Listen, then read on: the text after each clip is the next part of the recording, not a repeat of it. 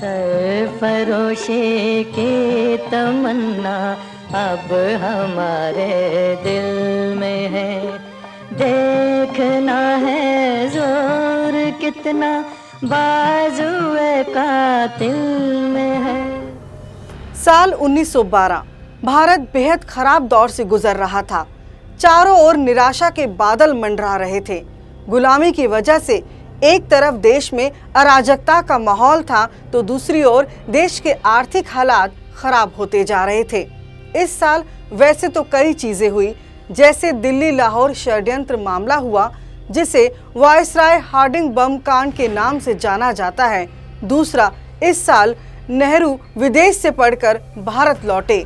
तीसरा, इस साल जो एक सबसे बड़ा काम हुआ वो था लाहौर में एक हिंदी प्रकाशन हाउस का उदय और वैदिक धर्म के मतवाले एक अमर लेखक की लेखनी। लेकिन बात पहले प्रकाशन हाउस की, क्योंकि इसके बिना वह महान लेखक अधूरा है और लेखक के बिना प्रकाशन। कारण इस प्रकाशन और लेखक से ही हिंदुओं को अपनी एक आवाज मिली थी। भारत की राजनीति और हिंदुओं की सोचने की दिशा ही बदल गई थी। क्या था ये पूरा मामला, विस्तार से समझेंगे कि आखिर प्रकाशन हाउस से निकली एक किताब ने भारत से लेकर अरब तक के मुसलमान बौखला गए थे। नमस्कार, मैं हूं हरप्रीत कौर। साल 1912 उस समय पंजाब में हिंदी का प्रचलन बहुत कम था और हिंदी के प्रकाशक भी मुश्किल से ही थे। तब आर्य समाज के एक नेता महाशय राजपाल जी ने एक प्रकाशन हाउस खोला था और इसको नाम दिया था राजपाल एंड सन्स। आपने ये नाम कई बार सुना होगा। फिलहाल दिल्ली के कश्मीरी गेट इलाके में इसका कार्यालय है, किंतु हम बात आज से 100 साल पहले की कर रहे हैं, जब ये प्रकाशन सामाजिक, राजनीतिक और धार्मिक विषयों पर पुस्तकें प्रकाशित करता था। एक निडर प्रकाशक के रूप में कभी भी किसी विषयों से परहेज नहीं किया। परिवार नियोजन पर भारत की पहली पुस्तकों में से एक संतान सांख्य का सीमा बंधन का प्रकाशन करके सबको चौंका दिया था। किंतु किस्सा इतना भर नहीं। प्रकाशन को खुले हुए 8 साल बीत चुके थे। उन दिनों अज्ञात लेखकों और प्रकाशकों द्वारा प्रकाशित 3 पुस्तकें बाजार में आई। एक का नाम था कृष्ण तेरी गीता जलानी पड़ेगी, दूसरी थी आर्य समाज के संस्थापक महर्षि दयानंद जी को लेकर नाम दिया 19वीं सदी का लंपट महर्षि, और तीसरी सीता माता को लेकर इसका नाम दिया गया सीता का छिनाला। भारत की सभी मस्जिदों के माध्यम से 2 और 3 वर्षों तक स्वतंत्र रूप से ये वितरित की गई। पुस्तक छापने का कारण था स्वामी श्रद्धानंद जी द्वारा शुद्धि आंदोलन, बड़े स्तर पर घर वापसी का अभियान। बड़ी संख्या में आर्य समाज की विचारधारा से प्रेरित मुस्लिम हिंदू बन रहे थे, तो मुसलमानों के एक वर्ग ने ये पुस्तकें छापकर हिंदू धर्म, आर्य समाज को बदलने की, उसको बदनाम करने की कोशिश की। ये किताबें घृणित रूप से अश्लील थी, जिनमें हिंदू देवी देवताओं के अश्लील और भयावह रेखाचित्र और भगवान कृष्ण, महर्षि दयानंद सरस्वती और मां सीता के घृणित दुर्व्यवहार और विभत्स चरित्र हनन शामिल थे। तत्कालीन पंजाब में हिंदुओं में रोष था, किंतु जवाब देने को कोई तैयार ना था। जवाब में एक विद्वान पंडित चामुपति ने कलम उठाई और कुरान हदीस पढ़कर मोहम्मद के चरित्र पर एक किताब लिखी, जिसका शीर्षक रखा रंगीला रसूल। इस किताब में मोहम्मद साहब के यौन जीवन पर बात की गई थी, लेकिन चामुपति जी किताब को अपने नाम से नहीं छपवाना चाहते थे।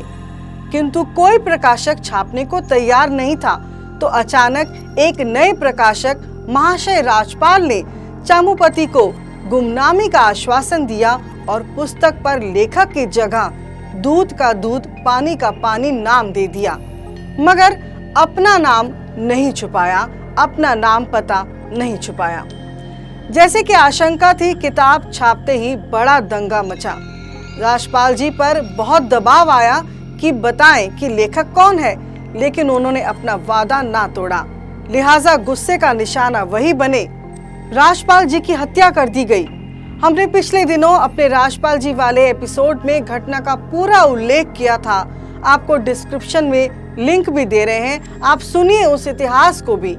किंतु आज बात पंडित चामुपती जी की, जिनकी कलम से रंगीला रसूल निकली थी। पंडित चामुपती जी का जन्म 15 फरवरी 1893 को बहावलपुर के खैरपुर रामेवाला में हुआ था। बहावलपुर अब पाकिस्तान में है। उनका मूल नाम था चंपत राय। उनके पिता का नाम बसंदा राम मेहता था और माता का नाम उत्तमी देवी था। ये वो दौर था जब इस दौर में अगर कोई एमए की डिग्री हासिल कर लेता था तो उसका नाम चारों ओर फैल जाता था। चंपत राय ने मैट्रिक तक की पढ़ाई उर्दू एवं अंग्रेजी भाषाओं में करने के बाद बहावलपुर के एजर्टन कॉलेज से उर्दू, फारसी एवं अंग्रेजी में बीए किया। यहाँ तक चामुपती जी को हिंदी नहीं आती थी। खुद को नास्तिक कहते थे। धर्म और ईश्वर में रुचि नहीं थी, लेकिन जब आर्य समाज का आंदोलन देखा, महर्षि दयानंद जी के विचारों को जाना, तब प्रभावित होकर संस्कृत में एमए करने का संकल्प लिया और परीक्षा में सफलता प्राप्त करके प्रशंसनीय उदाहरण प्रस्तुत किया। अब वे आर्य समाज के कार्यों में रुचि लेने लगे। सन 1919 में पंडित जी ने महर्षि दयानंद के पठ्यमय उर्दू जीवन चरित्र दयानंद आनंद सागर का लेखन व प्रकाशन किया। इस ग्रंथ में महर्षि दयानंद जी के लिए सरवरे मखलूकात अर्थात मानव शिरोमणि विशेषण का प्रयोग किया है। आर्य समाज और महर्षि जी इतने प्रभावित हुए कि अब तक खुद को नास्तिक कहने वाला चंपत राय आचार्य पंडित चामुपती बनकर वैदिक धर्म के प्रचार प्रसार के लिए स्वयं को आहूत करने को निकल पड़ा। उन दिनों मुल्तान में एक गुरुकुल था। वे मुल्तान के गुरुकुल के मुख्य अध्यक्ष बने। उस गुरुकुल का संचालन करने में उन्हें बहुत सफलता मिली थी कि तत्कालीन आर्य समाज के नेता, शिक्षा शास्त्री, इतिहासकार, स्वतंत्रता संग्राम सेनानी एवं महान वक्ता आचार्य रामदेव जी भी उनके गुणों पर मुग्ध होकर उन्हें लाहौर ले आए थे और दयानंद सेवा सदन का आजीवन सदस्य बनने के लिए तैयार किया था। अनेक वर्षों तक पंडित जी ने लाहौर में रहकर वैदिक मैगजीन एवं हिंदी पत्र आर्य का संपादन किया। वक्ता और लेखक के रूप में उनकी खूब ख्याति हुई। निष्ठा के प्रभाव से इन पत्रों ने अपूर्व सफलता प्राप्त की और अविभाजित पंजाब सहित देश भर में दोनों पत्र लोकप्रिय हुए। इसी दौर में उन्होंने रंगीला रसूल लिखकर हिंदू धर्म के खिलाफ षड्यंत्र कर रहे विशेष जमात को बता दिया कि आगे से कोई किताब हिंदू महापुरुषों पर लिखी तो उसका यही जवाब होगा। किंतु उन दिनों दक्षिण अफ्रीका में आर्य समाज द्वारा हिंदुओं को जागृत करने का कार्य किया जा रहा था। वहां विद्वानों की जरूरत थी, तो आर्य प्रतिनिधि सभा पंजाब की ओर से सन 1925 में आप वैदिक धर्म एवं संस्कृति के प्रचार प्रसार के लिए अफ्रीका गए। इस यात्रा के समय प्रसंग है कि पौराणिक विद्वान पंडित माधवाचार्य ने चामुपती जी को शास्त्रार्थ के लिए आमंत्रित किया था, जिसमें वह पंडित चामुपती जी को अपमानित कर सके और अपने शिष्यों पर अपना प्रभाव जमा सके।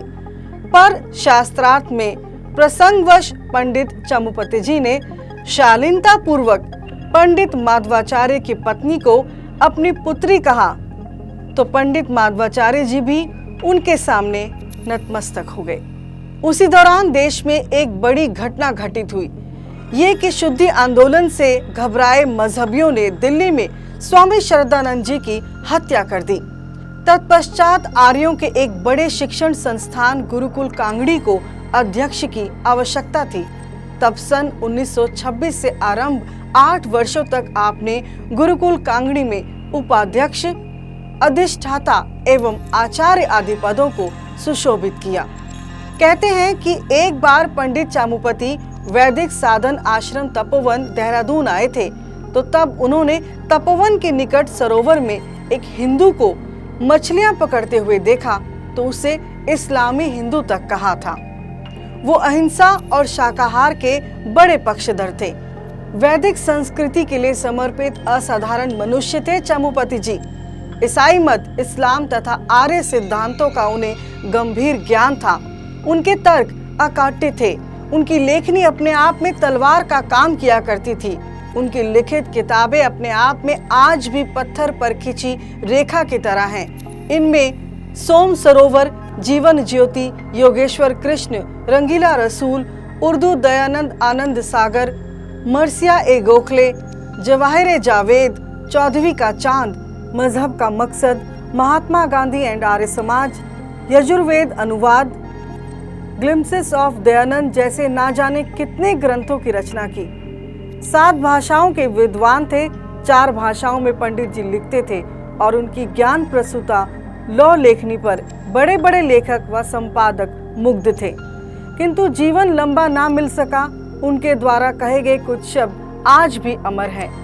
उन्होंने कहा था कि आज केवल भारत ही नहीं, सारे धार्मिक, सामाजिक, राजनीतिक संसार पर दयानंद जी का सिक्का है। मतों के प्रचारकों ने अपने मंतव्य बदल लिए हैं, धर्म पुस्तकों के अर्थों का संशोधन किया है, महापुरुषों की जीवनियों में परिवर्तन किया है। महर्षि जी का जीवन इन जीवनियों में बोलता है। ऋषि मरा नहीं करते, अपने भावों के रूप में जीते हैं। दलित उद्धार का प्राण कौन है? पतित पावन दयानंद जी।